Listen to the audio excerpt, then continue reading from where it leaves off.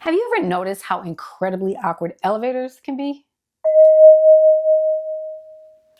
You step into this tiny metal box with complete strangers, and suddenly everyone becomes fascinated by their shoes, the floor numbers, or that one scratch on the wall they've apparently never seen before. For months, I rode the elevator to the top floors of the building I worked in, watching the same social experiment play out every single day. People shuffling in, finding their corners, creating this invisible force field of, please don't talk to me.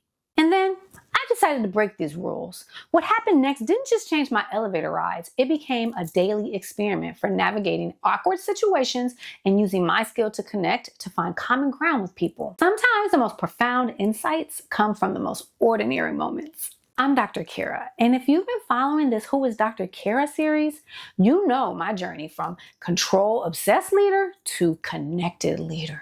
In episode 1, we talked about the crying toddler on the plane who taught me that connection trumps control. On Worthy Wednesday, we explored how I stopped hustling for worthiness and learned to trust my inherent value. Today, I want to share the moment that I realized everything I'd been naturally doing my whole life, connecting with people, wasn't just a nice personality trait. It was actually the essence of what leadership should be.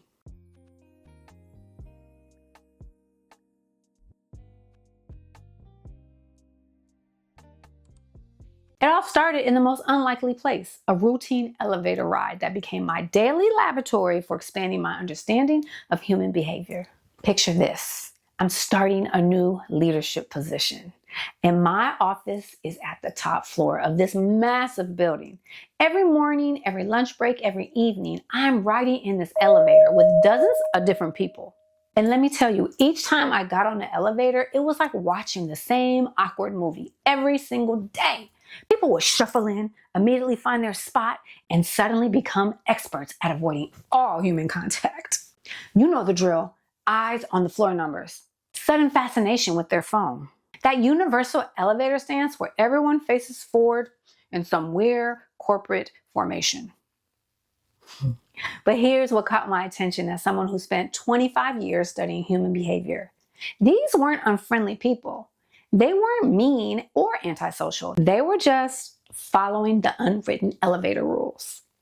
So I started wondering, what would happen if someone would just didn't follow the rules? What if instead of waiting for permission to connect, someone just connected? And that next morning, I decided to find out. Here's where all my years as a psychotherapist kicked in. I'd spent decades of learning how to build rapport with all different kinds of people, whether it was a resistant teenager, an anxious parent, an executive leader, or someone who was in crisis. I developed the ability to find common ground and create connection. So when I stepped into that elevator, instead of joining the great floor number staring contest, I decided to apply those same skills. I said, "Good morning. How's everyone doing today?" You should have seen the faces. It was like I just announced, "I'm from Mars." This moment of panic, wait, are we allowed to talk in here? Then something beautiful happened. One person smiled. Another mentioned the weather. By the time we reached the 10th floor, we had an actual conversation happening. I decided to make this my daily experience in navigating awkward situations, not in an invasive way. My years as a psychotherapist had taught me how to read the room, feel the temperature, assess when someone was open to connection and when they needed space. I started intentionally using my skills of finding common ground in this tiny, awkward space. Here's what I started noticing that changed everything. People weren't standoffish because they were unfriendly. They were standoffish because no one had given them permission to be anything else. The majority of the time, and I'm talking about 90% of the time, when I extended genuine warmth, people responded. They lit up. They became more human. And that's when it hit me. If this is happening in a 30-second elevator ride, what is happening in our workplaces, in our teams, in our families? How many people are standing in invisible elevators all day long, waiting for someone to give them permission to be genuine, to connect, to show up their full selves? I realized there was a missing piece in how I had been thinking about leadership. I had already understood human behavior from my years as a psychotherapist, but I hadn't connected that understanding to leadership in this way. I'd been treating leadership like it was separate from everything I knew about meeting people where they are. But here's the thing. I had been compartmentalizing my skills in my clinical work. I naturally treated each person as unique, understanding their story, respecting their journey, meeting them exactly where they were. But somehow, I thought leadership required a different approach. The epiphany came on a particularly crazy day. I'd been dealing with difficult meetings, challenging decisions, and all the typical leadership stress. I stepped into that elevator feeling completely drained. And there was this woman who looked like she was having even a worse day than I was, if that was possible. Instead of retreating into my own stress, something in me just reached out. I said, "Rough day, huh?" She looked up, surprise, and then relief. She said, "You have no idea." We ended up talking for those 2 minutes, and by the time the door opened, both of us were smiling. As I walked into my office, it hit me. This is what was missing from my leadership approach. I already knew how to understand human behavior, but I hadn't been applying my person-centered approach to leadership. I began thinking about my most meaningful moments as a psychotherapist. The breakthrough moments came when I truly saw each person as unique, met them where they were, understood their story, and connected with what drove them. What if leadership worked the same way? What if, instead of treating my team as a group to manage, I approached each person the way I approached my clients, with genuine curiosity about their passions, their motivations, what made them feel seen and valued? That's when I realized leadership is more than learning completely new skills. It's about expanding my understanding of human behavior and applying my person-centered approach to how I lead, because every person I lead is unique with their own story, their own passion, and their own way of contributing. Some of you may be thinking, "That's all and good, Dr. Cara, but I'm not naturally outgoing. I'm an introvert. I don't just talk to strangers in the elevator." Trust me, I get it. Here's the beautiful thing. This isn't about being extroverted or chatty. This is about recognizing that connection doesn't require personality changes. It requires intention. Think about your own life. When has someone's genuine attention changed your day?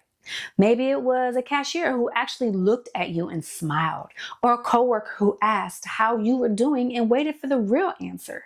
A friend who texted you exactly at the right moment. Here's what might challenge you. We've been taught that professional means keeping distance, that leadership means treating everyone the same. What if the opposite is true? I want you to think about this. How well do you really know the people you lead? Not just their job functions, but who they are as people. What gets them excited? What are they passionate about outside of work? Because there's something powerful that happens when you truly know someone. But I'll come back to that. This elevator epiphany became the foundation of everything I now teach about connected leadership. Here's where I want to share something profound that most leaders miss. Recent research from Google's Project Aristotle and studies by Dr. Amy Edmondson at Harvard show psychological safety, when people feel seen, valued, and safe to be authentic, is the #1 predictor of team performance. When people feel truly connected to their leader, innovation increases, turnover decreases, and engagement soars. Here's what I'm passionate about. This is where the magic happens. When you really get to know someone, their interests, their strengths, what drives them, you can connect them with opportunities that align with their passion. Maybe they mentioned months ago they love data analysis, and now you have a project that's perfect for them. When you remember what matters to them and create that connection, they don't just perform, they feel truly seen. This is how I discovered that leadership is a journey, not a destination. I'm going to always continue to learn, read, practice, and sharpen my skills. But what sets my approach apart is how I implement everything I learn through connection. Every person has their own story, their own motivations, their own way of contributing. My job isn't to treat everyone the same. It's to meet each person where they are and support them in accessing their own brilliance. That elevator became my daily reminder that leadership isn't about commanding from above. It's about connecting from within. Here's what I want you to walk away with. This is the most important thing that I can share about who I am and how I approach leadership. When you create space for people to show up authentically, when you truly see them, when you know what drives them and connect their passions to their work, you're not just improving performance, you are transforming lives. You're creating environments where people don't just work, they thrive. Here's my challenge for you this week. I want you to find your own elevator moment. Maybe it's in an actual elevator, or maybe it's in a meeting at the grocery store or with your team. Practice creating space for someone to be human. Ask, how are you? And wait for the real answer. More than that, remember what they tell you. See if you can connect their interests to opportunities later. Drop a comment and tell me, what's your elevator? Where in your life could you break invisible rules and create space for genuine connection? More importantly, when someone shares what matters to them, how might you help them feel seen?